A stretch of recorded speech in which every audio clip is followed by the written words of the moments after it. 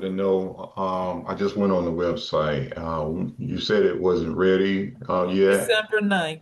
Okay. When is the date that it will be ready? I want to make sure that I write it down. Okay. December 9th.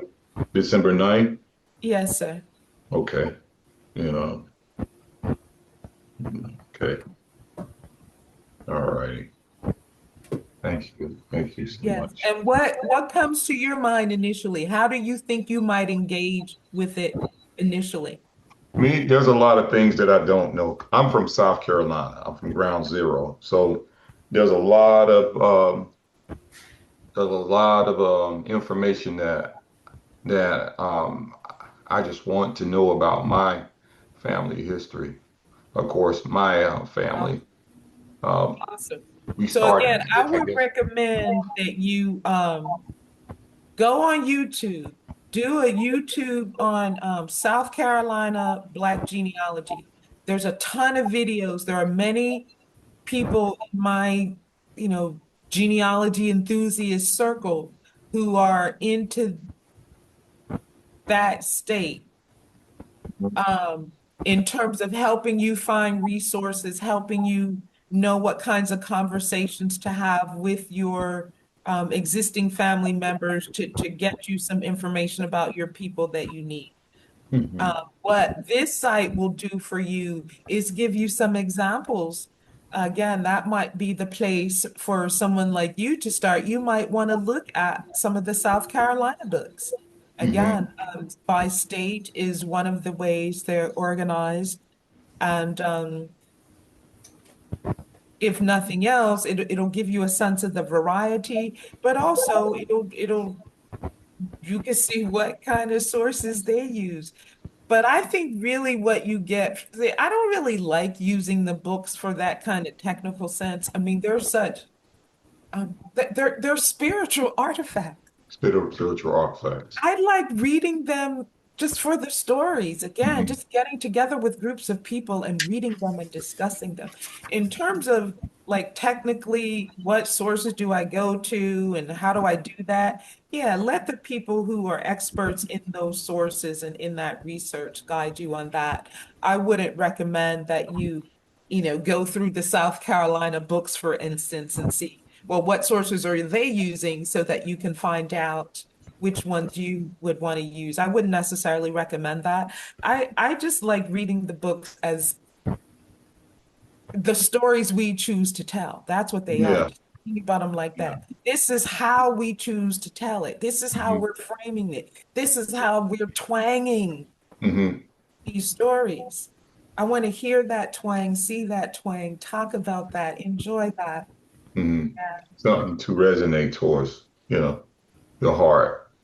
The Yeah. stories of different African genealogies, right? Exactly. Black Okay. American families. Black American There is a family. lot of, just like we were talking about the various religions, we know that there are, that conversation is out there. Not only are there those of us who anchor our identity in people who were enslaved in this country, there also are those of us who anchor our African ancestry in people who were born in the various African or Caribbean countries. Um, and of course, Native Americans. So we've got a lot of books that, show those kinds of mixtures or those kinds of, so a lot of stuff qualifies as African American. Okay. Let me But also as you add, also might expect, most of them are, what they call FBA these days, because most of them are talking about um, they're grounding our ancestry in the United States. So we are heroizing our people who fought in the Revolutionary War. There you go. We are heroizing our ancestors who fought in the Civil War on both sides. Hmm.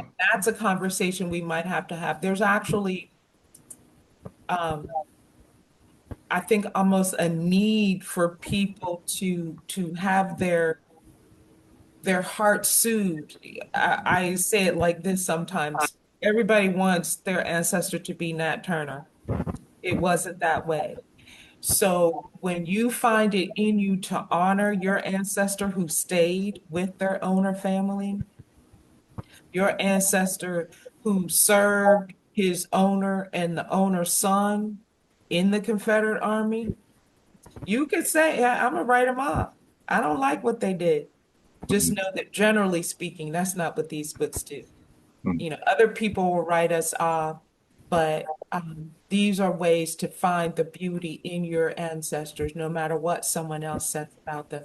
And again, we might need some priming for this because we have gotten so much into this mindset of thinking that, everybody's a radical and everybody, pulled a gun on a white man, and if he didn't do that, then he's not a heroic ancestor. And most didn't. Those aren't the stories that permeate these books. You don't see a bunch of stories about like the way you get to be a hero is not that you got revenge on some white man. There are those stories, don't get me wrong, but that's not what makes a hero. You have to have a very closed mind to close to just block your own mind in that way for you to say, oh, if they're not, as you say, a Nat Turner, you have to make sure that you have to dig deep, open your mind and understand the conditions that our people were under for those that were broken, so to speak. And You know, again, just hear what you're saying. And this is very good conversation. Hear the way you're framing that. And different people frame it different ways. So when you're writing your book about your ancestors, you might describe it that way. You might say, and there's a fabulous movie, I recommend it. We could even talk about that sometime.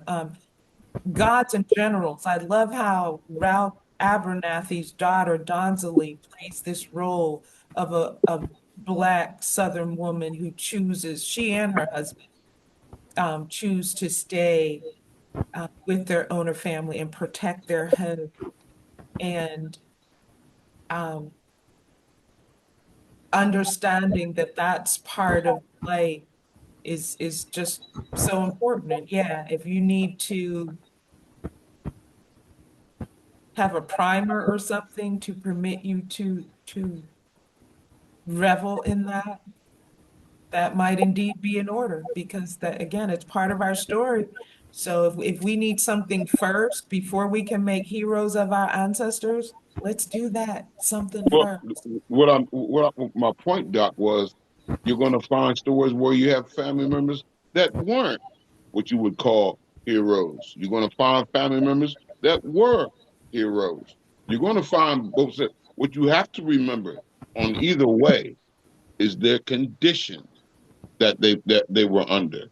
You will find maybe in research where a family member where they had the way they were able to break the father down was to kill a child in front of his mother and father, or to break that man in some type of way, as they used to call buck breaking in front of the females in their family, or in front of the so-called mate and or wife. You have to you have to open your mind, and it's not pretty. The story is not pretty. The history of America It's isn't not pretty. pretty. I It's think not the pretty at point all. that you will find in these books is that your perspective determines how you frame the ugly and the beauty together. Most Good. people know that life is both ugly and beautiful. Understood. Put so much focus on the ugly. This is a genre that does not do that. That's why it's worth reading this genre. This is a whole different genre. It's all about Black people, primarily in America. And at the same time, it's not all about the most horrible stuff. Isn't that something? That's a little, that's That's not what good. the It book's shouldn't be. about us as a genre. Again, as a genre. Of course, they include all the stuff, which is why I think it's worth looking at them as a genre because we really get to see the variety. Um, some families choose indeed to include a lot of, um, again, that second thing of how you read the record through the hero lens. That's a big part of, how are you reading American history?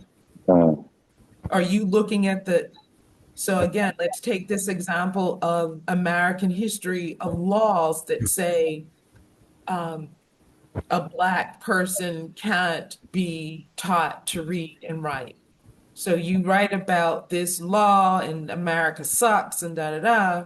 And at the same time, very often in this same book, the people will write, but my ancestors learned how to read and write while they were enslaved. Whatever law, yeah, lynching sucked, but my ancestor wrote the articles that got us to start paying attention to lynching, that sort of thing. So yeah, there's a balance. Again, it's that twang, it's that lowered pitch. It's not avoiding the ugly. Some people think the only way you can see the beauty in life is to not know that it sucks too. That's terrible. And I don't know, maybe I love these books so much as a genre. Not any one does it fully. But yeah, as a genre, they're like great country music to me. They twang, they get all the worst emotions and feelings in life because life's got all of that. And it's also got all the beauty, the love, the eternal stuff. It's just, yeah, these books hit my core the same way country music hits my core. And they do similar things. Dr. So it Foster, I doesn't think, surprise Brother, me. Brother Myron has his hand up.